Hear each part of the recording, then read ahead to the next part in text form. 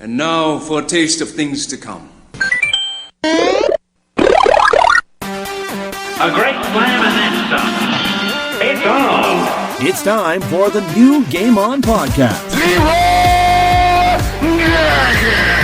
We're celebrating our favorite games. Falcon Punch! Mamma mia! Finish him! It's a little bit of the old, You're good, but I'm better. a little bit of the new, I am assuming direct control. and everything in between. But enough talk. How about you? Let's get things started. Get more from your gaming habit with Jeff Johnson. Game on! Game on! Game on! Welcome to Jeff Johnson's Gaming Challenge. I'm Johnson. Now choose a topic. Yes, I had to start this week's episode like that. It's too good of an opportunity not to do the Lee Carvello Putting Challenge intro. Given some of the news this week, did you know you can play the Lee Carvello Putting Challenge from The Simpsons on your computer right now? Just type in Lee Carvello's Putting Challenge. It will come up when you look for it. It's there. Basically, one of the game developers over on Itch.io has done that up, and it's wicked. It is just awesome to give it a go. It's been the talk of my office for the last little bit here. But in any case, enough talk. I'm Jeff Johnson. This is the new GameOn Podcast. And man, has it been one heck of a week since our last podcast. Holy cow. Plenty of game announcements and highlights this past week and this week, including the Last of Us Part 2's release date is coming up this week. And we've also got the PlayStation 5 reveal that happened just after our podcast last time around. Also, the newest expansion for Pokemon Sword and Shield come out today. But really, who cares about that? Pokemon Snap 2. It's been announced. It's coming. I did not ever think we were going to see that announcement happen, and yet it did. Earlier today, Pokemon Company did a big announcement, and Pokemon Snap 2 is in development and expected to come out sometime in the future soon. So we'll be talking about Pokemon Snap later on in the podcast, the new one and the old one. We also dove into a few games this last week following our Paralysis by Analysis segment last week. So I'm going to be talking about Assassin's Creed, Red Dead Redemption 2, and Kingdom Hearts. It's a heck of an episode. I'm hoping we can get through all of it, and I hope you're ready for it. It's the new GameOn Podcast, episode 12. I'm Jeff Johnson. You're listening to Game On. Tremble in fear at our 3 different kinds of ships. This is Morbo, the newscaster. Today's forecast, doom, unless you're listening to Game On. You're listening to the new GameOn Podcast. Now back to the couch with Jeff Johnson. All right, let's get into it. I am Jeff Johnson. It's the new GameOn Podcast. It's a big time for PlayStation gamers, and I know many of you have probably been waiting for this week for quite some time. And it never fails. The second I start this segment, we got a big truck driving by. So if you're hearing that in the background, that's what's going on. Anyway, The Last of Us Part 2 is out this week in what's expected to be a doozy of a game. It's the sequel to Naughty Dog's 2013 hit The Last of Us. That came out for PlayStation 3. I can't believe it's 7 years ago now. 7 years later, in the tail end of the PlayStation 4's generation, this game is finally here. So, basically, you control Joel, a smuggler tasked with escorting a teenage girl, Ellie, across the post-apocalyptic United States. That was The Last of Us 1. Now, in the second game, Joel's not the main character. You take control of Ellie as she continues her adventure.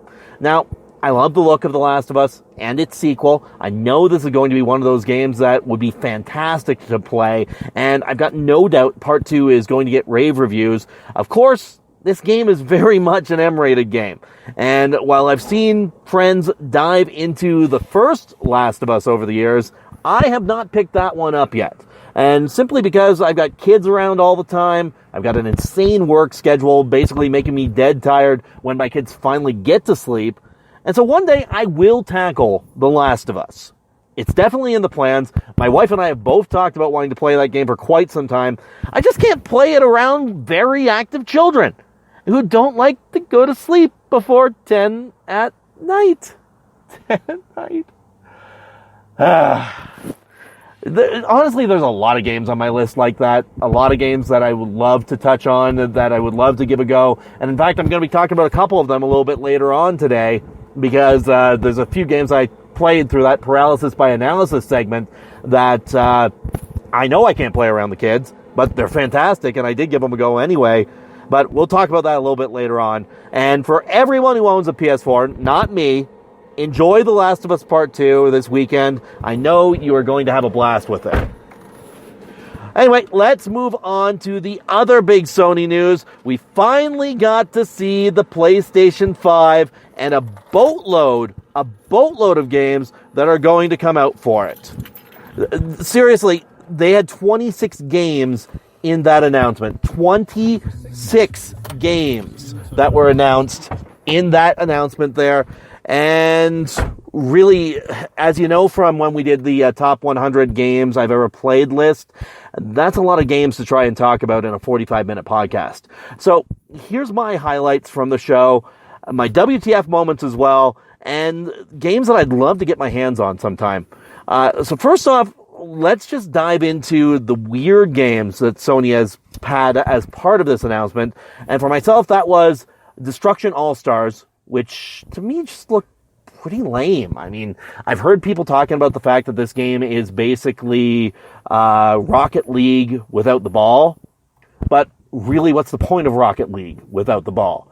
And to me, what I got from it, do you remember for PS1 when it had Destruction Derby come out for it?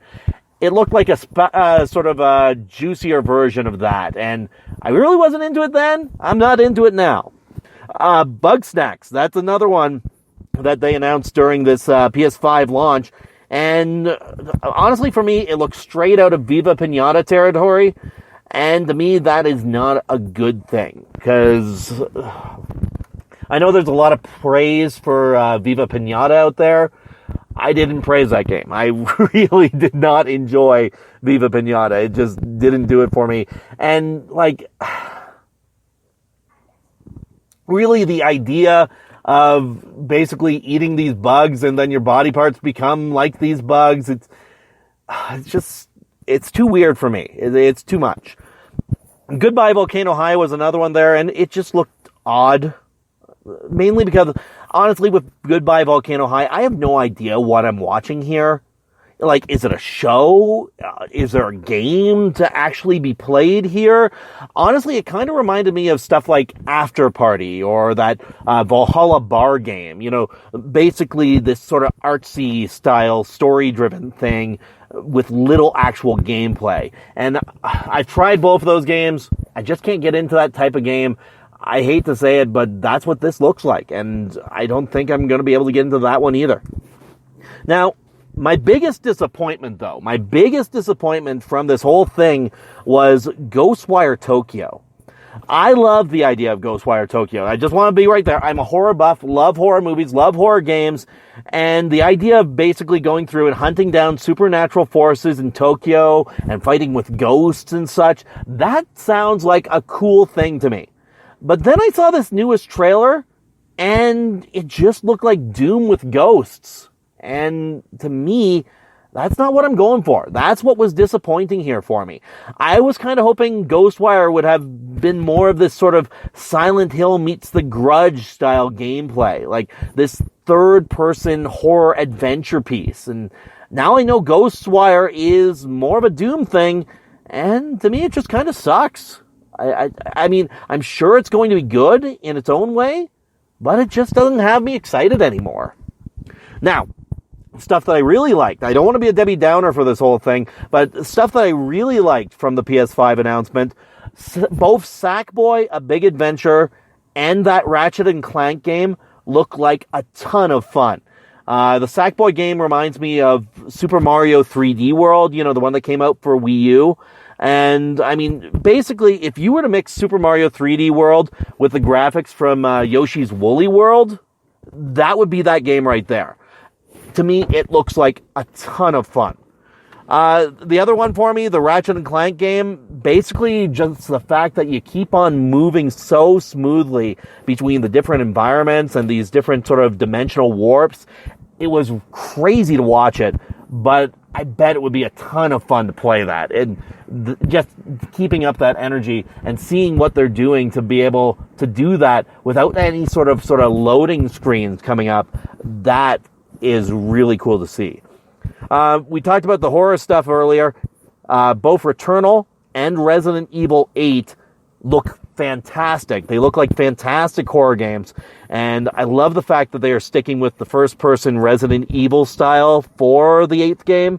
Honestly, it was a perfect way to go with that series. I think I've watched more of Resident Evil 7 than I've actually played it. In fact, I haven't played Resident Evil 7, but I've watched more of them playing it. I've seen many playthroughs of it, and just the reactions from people. Heck, it even got me having a jump scare, and I was just watching the darn thing. I haven't even played it. And I look forward to just seeing where the story goes with Resident Evil after Resident Evil 7. Because, I mean, I spoil myself on these things all the time, and I just want to see where they take the story in Resident Evil 8.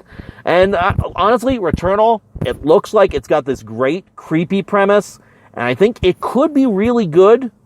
The only thing I'm concerned about there is if I'm watching just sort of the CGI cutscenes to it, and that the gameplay is completely different. I'm wondering if I even saw any actual gameplay at all just watching that trailer.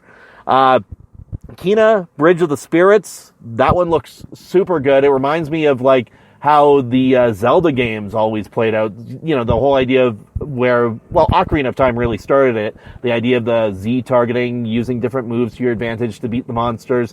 That's Kena. That looks really cool and looks like it's a lot of fun. So does Horizon Forbidden West. I knew we were going to see another Horizon game coming at some point, because that first Horizon game was just glorious. Like, I sat down, a buddy of mine, Devin, was actually playing it the one time I went over to his place, and I got a chance to get behind the controls of it then, and it is incredible. I really wish I had an opportunity to play the first Horizon game more, and I know that'll happen sometime down the line if I ever get my hands on a PS4, but yeah, Horizon Forbidden West, the trailer for it looked fantastic, and if it's anything like that first Horizon game, it's going to sell like crazy. It is going to do really well. And that new Gran Turismo, of course, it looks super good. No surprise there. I mean, it's Gran Turismo. Every single Gran Turismo from the beginning of this series to now has looked fantastic for its generation. Funny thing is, I was actually just watching Too Fast, Too Furious the other night. I know, I kind of went on a sort of Fast and the Furious dive, and I saw the one guy sort of playing Gran Turismo while waiting for a race to start, and it was hilarious seeing the fact of how mainstream that game got and where things are now. Just to see it come from Gran Turismo 1 to the graphics that we saw there for Gran Turismo 7, that absolutely fantastic. Now, onto the system itself, I am really, really surprised they went with a white and black design for it. I mean, I'm so used to just sort of this all black blocks that the previous PlayStation systems were, and I honestly expected to see more of that here, just keeping the color theme going from PS1 to where we are now. I mean, yes, we've seen later systems of the PlayStation, like even the PSPs and the PS Vitas, released with a different color as they went on, but typically that first one is always the black system. And that's not the case here. We got this really sleek-looking spaceship type system that almost looks like it's trying too hard to be cool. Like, you know, I've seen some people sort of comparing it to a Wi-Fi router or Seto Kaiba from Yu-Gi-Oh! With the white coat.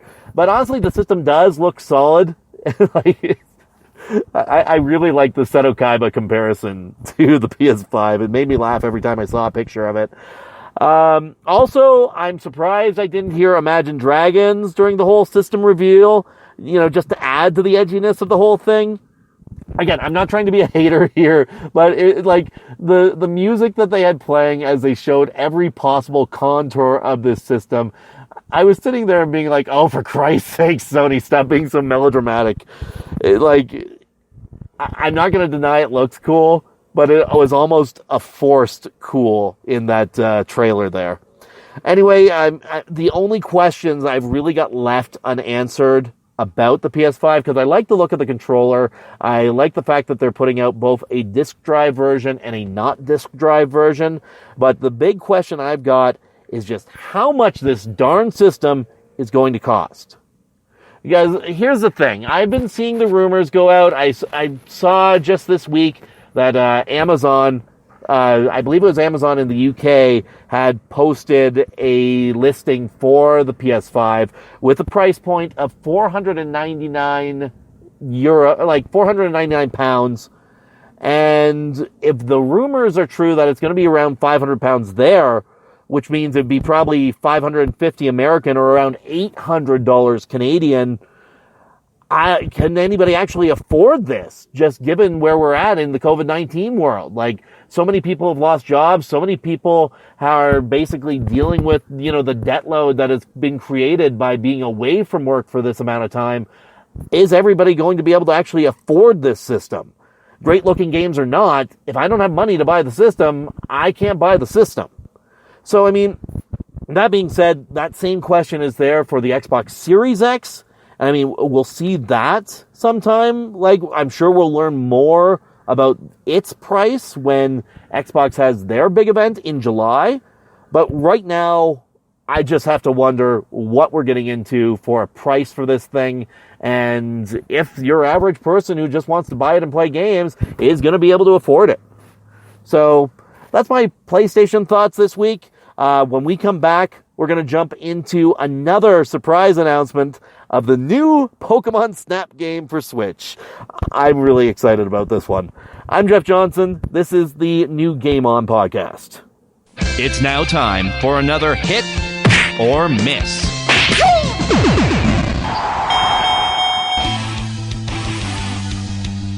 Welcome to Hit or Miss, where I look at upcoming games so you don't have to. This week we have Warborn, and if you like Gundam or Code Geass, this could be the game for you. It follows the story of a solar system at war as you fight through several combat scenarios with a mecha strike force in a turn-based strategy game. There's also opportunity to fight against friends or strangers in the online multiplayer mode. Graphics in battle are basic, but anime cutscenes look to spice things up. It's no front mission, but for mecha fans, it'll do. This game's a hit. Mission accepted. Warborn was released last week on all major consoles. Next title is a bit of a mouthful. It's tactical leaping adventure Jump King, There's a Smoking Hot Babe at the Top. Or, Jump King for short. This game is a pixel-based platforming adventure where you need to continue moving up by jumping.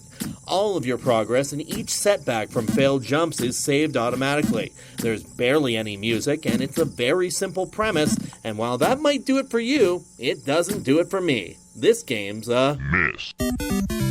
Jump King was released last week on all major platforms. Our last game this week is Boreal Tales, a new game done in the style of a PS1 horror game. This retro-style adventure just oozes an eerie atmosphere. Its setting is a creepy northern community that is sick, with the trailer showing plenty of twisted mutations happening to its residents. Its unsettling vibe screams Silent Hill and makes this horror fan want to dive right in. This game looks like a hit. Hey, Mr. Donut Head Man, who's trying to kill you? I don't know, but they better not. Oh, that's not good. I'm not happy. Oh, no. Boreal Tales is available now on PC, releasing last month. That's it this time around. Be sure to join us for another edition of Hit or Miss. This is Quentin Flynn here, but you may remember me as Raiden. And you're listening to Game On. The new GameOn Podcast continues. Here's Jeff. And it's the new GameOn Podcast. I am Jeff Johnson. Thank you once again for joining us this week, whether you're listening on Spreaker or if you're on our YouTube channel at youtube.com/GameOnGNT. And of course, we can't forget about the endless list of the the different podcasts that we're available on through Anchor, which includes Spotify, that includes Anchor, that includes a whole number of them, about 6 of them actually. And again, if you go to our Anchor channel, you can find all of those podcast sources, and by all means, be sure to give it a listen on any of your favorite podcast carriers of choice. And of course, if you want to keep following us, there's also facebook.com/GameOnGNT and our blog, jjplayseverything.wordpress.com. Enough waiting. Let's get to it. Pokemon Snap 2. Yes, it's that much authority. I have to shut a door that while we're doing this. Pokemon Snap 2 has finally been announced. I honestly really cannot believe that this announcement has actually happened, because I've honestly been saying for a long time now that Pokemon Snap 2 just needed to happen. Like, the first one came out back in the days of the N64. It came out before, this was before Gold and Silver came out. This was before they bumped it from 151 Pokemon to 251. And now we've got over 800 Pokemon to choose from.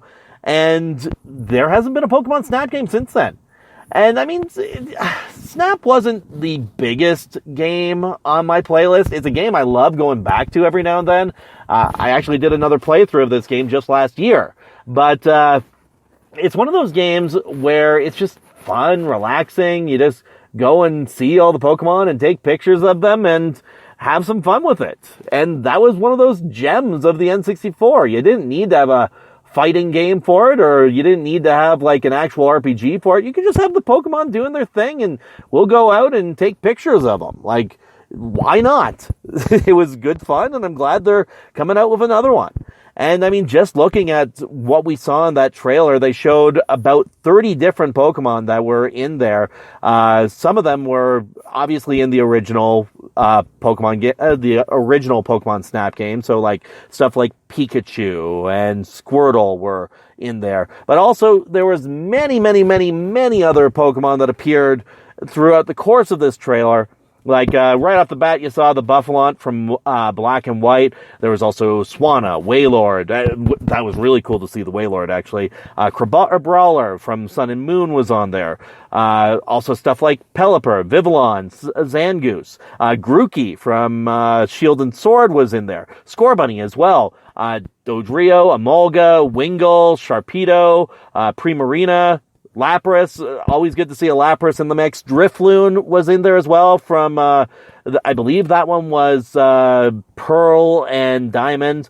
And of course I mentioned Squirtle was in there, but also Pichu, Pyukumuku. How the heck do you pronounce that name? Pyukumuku? Who even came up with that one?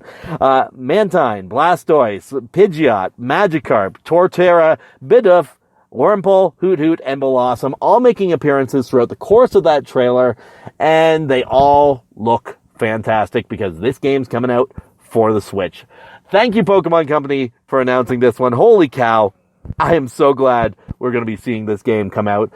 I wish I knew what date it was coming out, because I totally would be into just picking up whenever it does. Or, just sort of saving that and maybe getting it as a Christmas gift for the kids. We'll see what happens.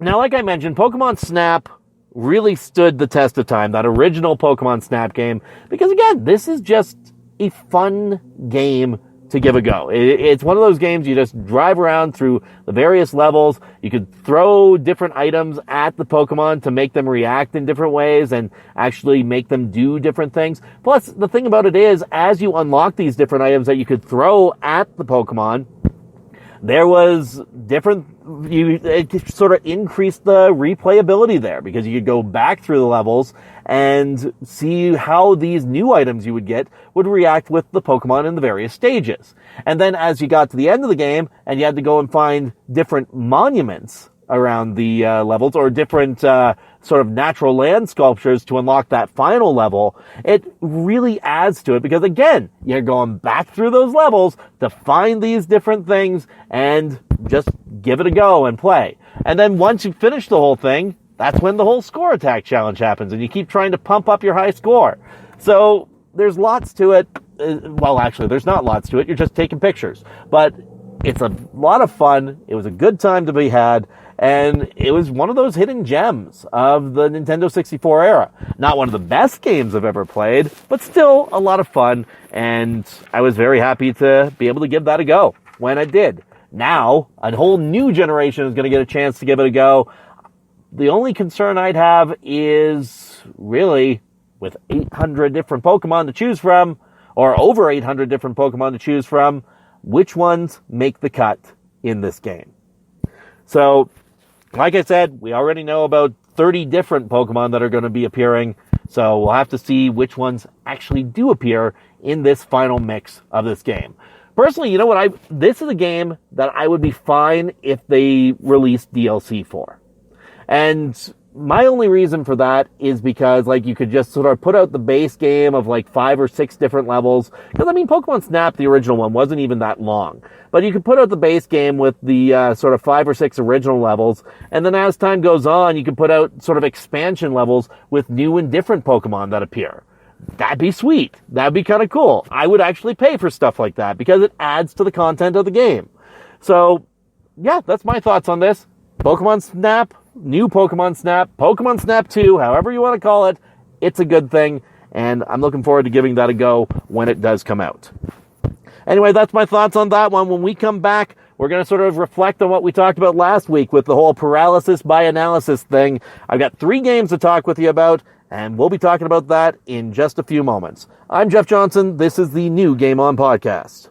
Are you looking to jumpstart your game? My spoon is too big. Have you had enough of games being remade over and over again? My spoon is too big. Are you looking for an insider's view of the gaming industry? My spoon is too big. Don't you care about anything but spoons? I am a banana. Yeah. Just listen to Game On with Jeff Johnson. Hey, this is David Hayter. I'm the voice of Solid Snake, and you're watching Game On. So pay some damn attention. You're listening to the new Game On Podcast with Jeff Johnson. And it's the new Game On Podcast. I am Jeff Johnson. Thank you for joining us once again this week. It is episode 12 of our podcast. And honestly, we've gone through a number of different topics over the last few episodes. It's been great to be able to do this style of a podcast again each week with you. Especially fun doing this whole sort of live style of doing it. You know, like being able to just sort of talk about my thoughts on gaming throughout the course of each week. Some weeks are a little duller than others. I'll admit it. It's true. Those things happen. But those weeks also give us a chance to sort of give different games a try that we haven't wanted to play. Well, we haven't had a chance to play over the time that we've owned them. That might just be a problem I face, though, because I have a stupid amount of games that I haven't played. But I did get a chance to sort of touch on a couple of those, and that's what we're talking about as we revisit the Paralysis by Analysis segment we did last week. First off, I just want to give a bit of a shout out to Ben Dobson. After last week's episode, he fired me a message suggesting I dive into the Assassin's Creed series. He said that Assassin's Creed 3 was his favorite of that bunch. And so, yeah, I decided to give Assassin's Creed a go over the last week. Obviously, I didn't have enough time to really give one specific game in the series that much of a go. I did get a chance to start with Assassin's Creed, the first one, the very first one that came out for PS3, Xbox 360, a number of different other systems, I would think. But honestly, if that's the game that started the Assassin's Creed series, I'm kind of amazed we got to where we are now. Now, here's the thing. I'm not saying that Assassin's Creed is a bad game. I'm saying it has a slow start, which I definitely saw as I was playing that one. And I don't think I'm a big fan of this whole Animus doing this whole fast-forwarding thing in the middle of these important story segments. Like, basically, I would be going through a serious talk with the leader of this assassins group, And all of a sudden the animus would kick in and be like fast forwarding to a relevant time point. And then all of a sudden I'm jumping into this battle between the Templars and the Assassins. And I'm like, okay, hang on a minute here. It's called pacing. Just let us pace into it. Like, I don't need to do the sort of fast forward jump between the different highlight points of this character story. Like, we didn't do that with stuff like Legend of Zelda or anything like that. You just sort of let me wander to where I needed to go. Let me explore the world that we have here and don't jump me from place to place. I'm good with that. Let me go through it. Now, the point that I reached was basically very early on. I probably put about an hour and a half into the game. I know there's more good stuff to come because we haven't even got into sort of the mission style gameplay that Assassin's Creed is known for. So there is a lot more to play here. Ben suggested I play Assassin's Creed 3, but I mean, I haven't had a chance to get to that, and I really wanted to start just with the first one. So that's what I've got so far. I know it's going to pick up, but that beginning is pretty slow. So that's just my thoughts on that. Red Dead Redemption 2. Let's talk a little bit about that one. Red Dead Redemption 2 is one of those games I've been very, very cautious to play because I know it's a Rockstar game, and I know that means swearing and violence and more swearing because it's Rockstar. And I just know that the whole idea behind Red Dead Redemption is super cool. Like, I've played almost all of the first Red Dead Redemption. It is a fantastic game. I love the old Wild West feel and basically playing as John Marston, going through and, just living the Wild West, catching horses, collecting bounties, all that stuff. Red Dead Redemption is gold. It is absolute gaming royalty, and it's a game that anybody should play. Red Dead Redemption 2, from what I've played of it, hooked me pretty quick.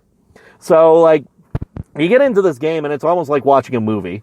You're walking through this whole snow. Basically, I was walking through this blizzard, and we ended up finding this house, this homestead that our group could get into and sort of survive the wintry month, which, to be honest, I was kind of surprised that was the weather that was happening in May, because that's the month they were saying it was. It was happening in May, which was a big surprise for me, but just basically getting introduced to the systems, riding along with the main cowboy, I guess would be the term for it.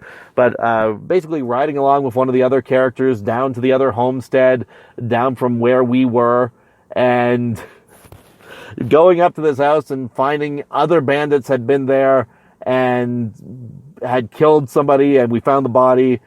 And then just basically getting into a gunfight with them, and then wandering through the homestead and finding a horse and taming the horse. And there is a lot of cool moments in that early start of Red Dead Redemption 2.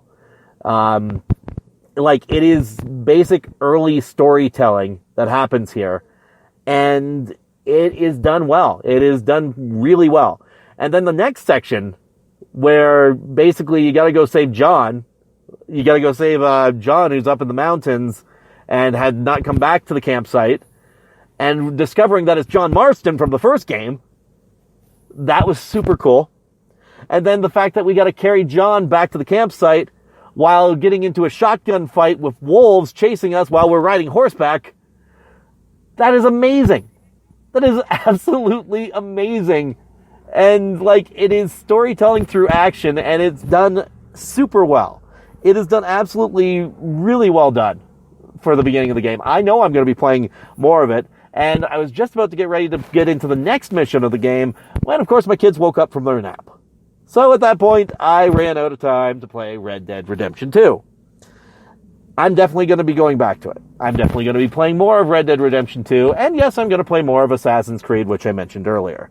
Let's talk now about the third game from our episode last week, Kingdom Hearts. So, the one day I just wanted to play games. I knew the kids were awake, and I knew I couldn't play certain games around them.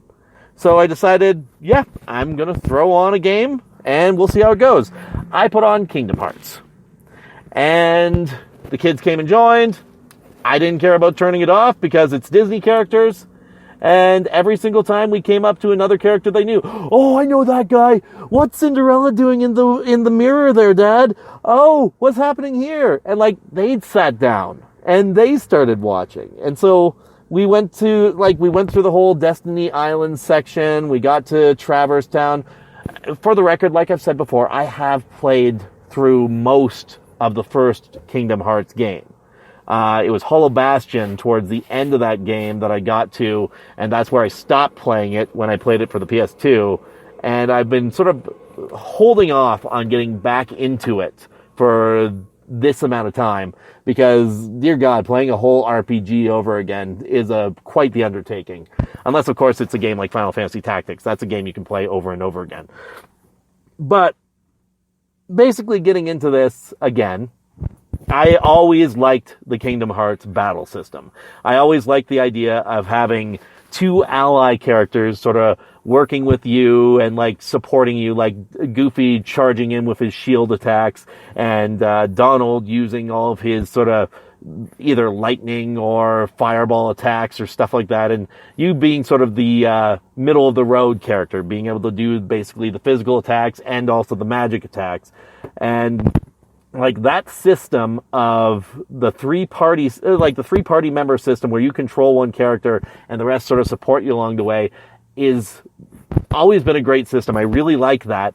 And it was easy enough for me to sort of jump back into that style of play again. One thing I do notice, and this is just me coming into it from now a parent's perspective, like back in the day, I remember playing it and seeing all the Final Fantasy characters mixed with the Disney characters, and as a fan of both of those things, being like, oh, this is amazing. But coming into it as an adult with my kids who have not played Final Fantasy games, but have played Disney games, the amount of times I'd hear a question like, who's that guy, Dad? Why are they there? Who is this person? Why are they in the Disney show? And it's just like, oh, God, I gotta explain who all these characters are now. Granted, I mean, the easiest solution there would just be to throw on a Final Fantasy game and show the kids that, but that might be an adventure for another time, because holy cow, that's a lot of hours of gaming that I'd have to introduce those kids to.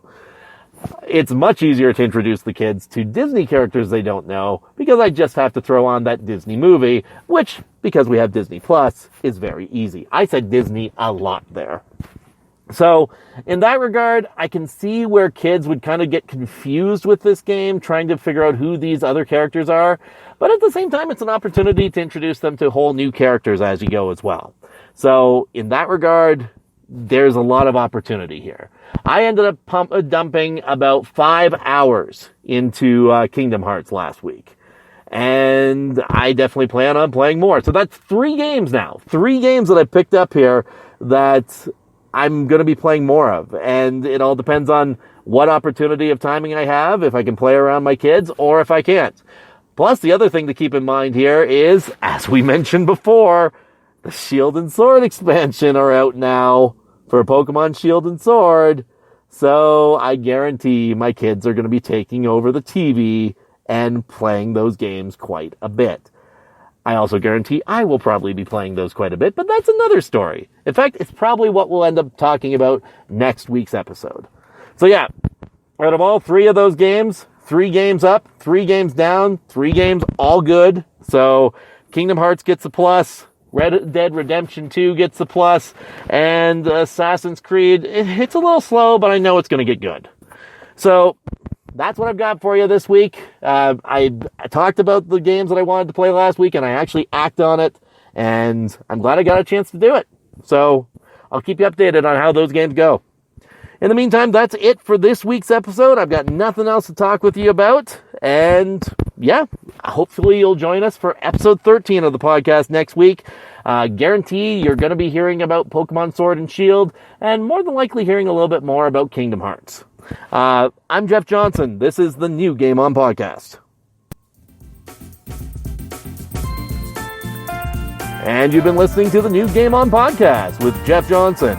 You can find more content from GameOn on Facebook and on youtube.com/GameOnGNT. And don't forget to check us out on Spreaker for all your podcast needs. Would you like to listen to podcast again? You have selected no.